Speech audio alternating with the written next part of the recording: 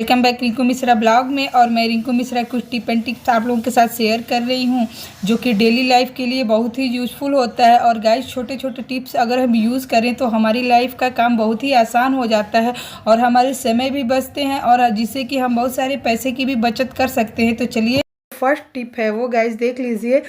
इलायची दानों को लेकर है। इलायची दाने वैसे तो हम मसाले में यूज़ करते हैं, चाय में यूज़ करते हैं, लेकिन आज मैं बताने जा रही हूँ कि इलायची दाने को अगर हम दूध में यूज़ करें तो ये हमारे लिए कितने फ़ायदेमंद हो सकता है।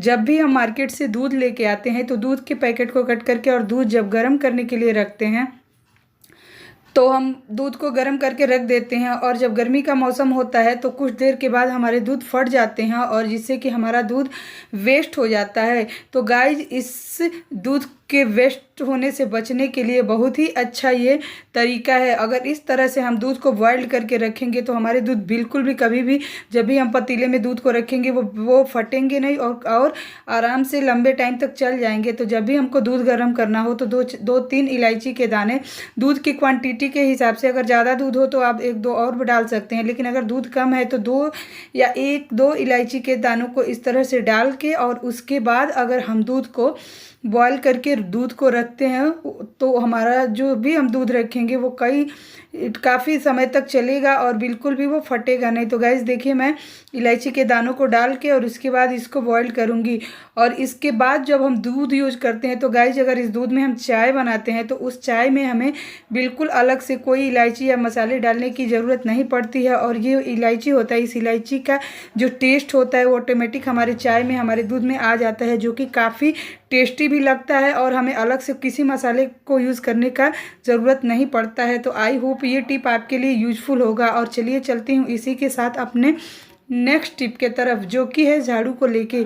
झाड़ू जब भी हम मार्केट से लेके आते हैं तो झाड़ू में इतने सारे डस्ट होते हैं कि झाड़ू से घर क्लीन करने की जगह पे हमारा घर खुद ही गंदा होने लगता है और 2-4 दिन तक हमें काफ़ी टेंशन होती है। तो किस तरह से हम झाड़ू को लाने के बाद यूज़ करें कि इस प्रॉब्लम से हमें छुटकारा मिले और हमें एक दिन में ही हमारा झाड़ू बिल्कुल सही हो जाए और हम अच्छे से घर को साफ़ सफाई कर पाएँ। तो इसके लिए गाइस, जब भी हम झाड़ू को लेके आएँ तो इस तरह से हमें झाड़ू को धीरे धीरे से इस तरह से पटकना है। इससे क्या होता है कि जो भी इसमें एक्स्ट्रा जो इसमें डस्ट होते हैं जो कि बिल्कुल नए झाड़ू में होते हैं वो इस तरह से सारे झड़ जाते हैं और जो इसकी पैकिंग है उसी के अंदर सारे इकट्ठा हो जाते हैं। तो देखिए, काफ़ी आधा से अधिक तो इस तरह से धीरे धीरे पटकने से ये सारे डस्ट इसके निकल गए हैं और जो कि रैपर खोलने पे सारे रैपर में ही इकट्ठा हो गए हैं। और इसके बाद जो डस्ट बच गए हैं गाइस, उसके लिए भी मैं एक और टिप आप लोगों के साथ शेयर कर रही हूँ।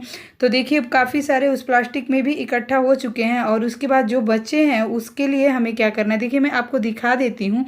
और इसके लिए हमें क्या करना है, हमें ले लेना है एक कंघी और कंघी की मदद से मैं आपको दिखाती हूँ कि किस तरह से हमें इस सारे डस्ट को एक ही बार में साफ़ कर देना है, ताकि दोबारा जब भी हम झाड़ू लगाएं तो ये हमारे घर में फैले नहीं और हमारे प्रॉब्लम को और न बढ़ाए, बल्कि हमारा काम आसान हो जाए। तो जब इस तरह से एक कंघी ले लेना है और गाइस, थोड़ी चौड़ी वाली कंघी लेना है, बहुत पतली वाली कंघी नहीं लेना है। और इस तरह से लेके धीरे धीरे जैसे हम अपने बाल को कंघी करते हैं उस तरह से इस झाड़ू को, जो नई झाड़ू हम लेके आते हैं उसको इस तरह से कंघी करते जाना है।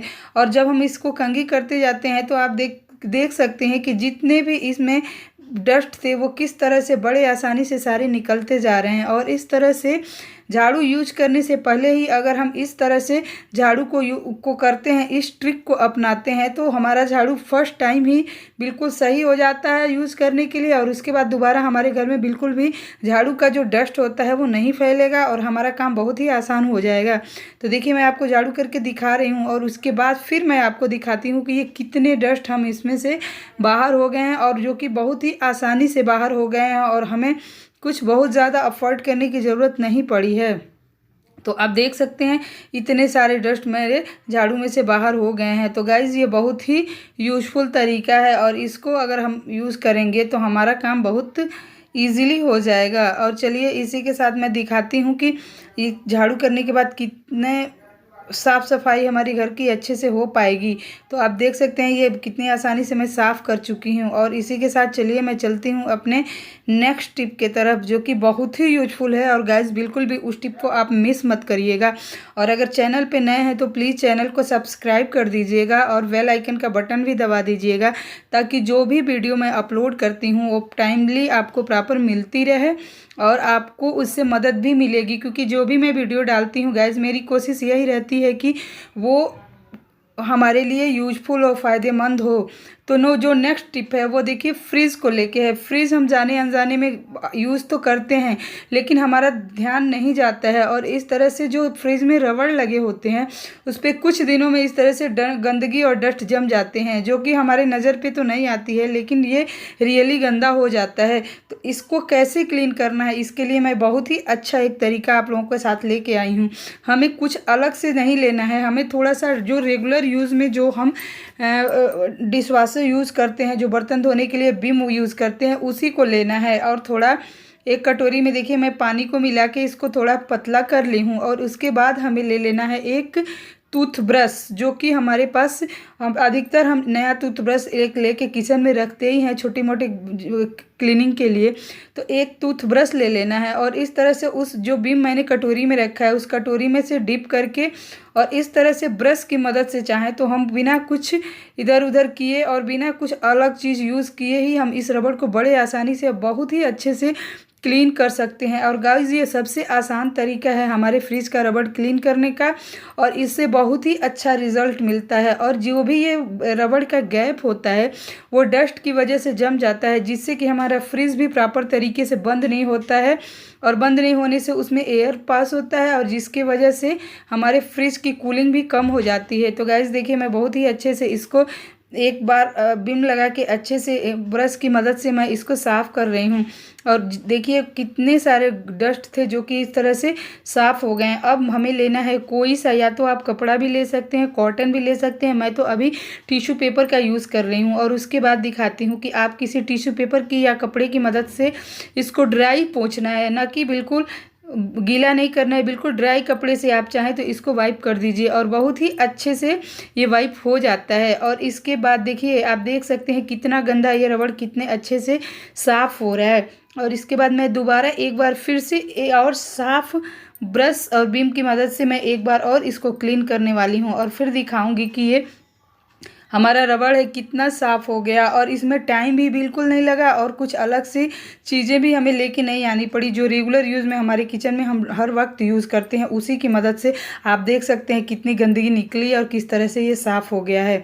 चलिए मैं दोबारा फिर से कर लेती हूँ एक बार और उसके बाद फिर आपको दिखाती हूँ कि दोबारा करने के बाद ये हमें कितना अच्छे से हमें फ्रिज को क्लीन हो गया। और इसके अंदर का भी जो अंदर की गंदगी भी जो जमी हुई थी वो भी बिल्कुल अच्छे से साफ़ हो गया।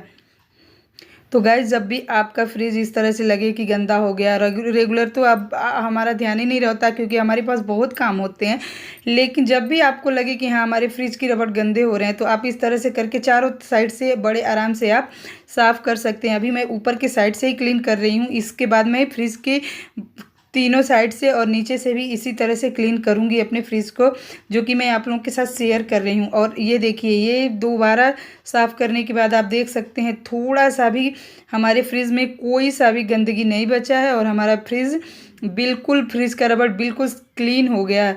तो गाइज़ ये आई थिंक मुझे तो बहुत ही अच्छा लगता है ये तरीका, और मैं इस तरीके से अपने फ्रिज को क्लीन करती हूँ, जो कि मैं आप लोगों के साथ शेयर कर रही हूँ। और चलिए अगर आपको कोई सा भी टिप इसमें फ़ायदेमंद लगा हो और यूज़फुल लगा हो तो एक कमेंट करके ज़रूर बताइएगा।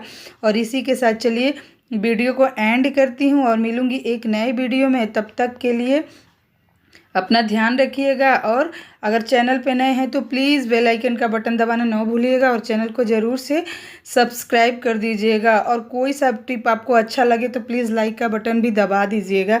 चलिए इसी